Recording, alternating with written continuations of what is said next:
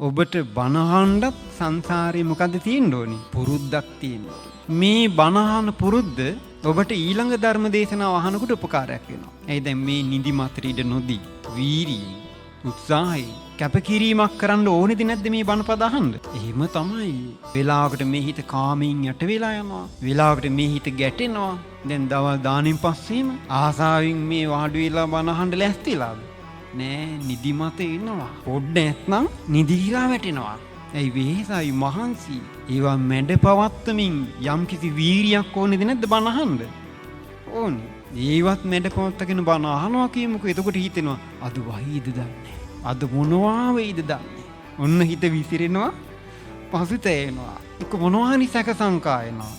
ඔය ආල කලන්ති ඔක්කොම මැද්දේ මේ කියන බණපදයක් හිතට ගන්නවා කියන එක ලේසි වැඩක්ද අමාරු වැඩක්ද? හරිම අමාරු වැඩක්. හැබැයි මේ පුහුණුව ඔබට ඉදිරියට අහන ධර්ම දේශනා සූසී අහන්න උපකාරයක් වෙනවාද නැද්ද?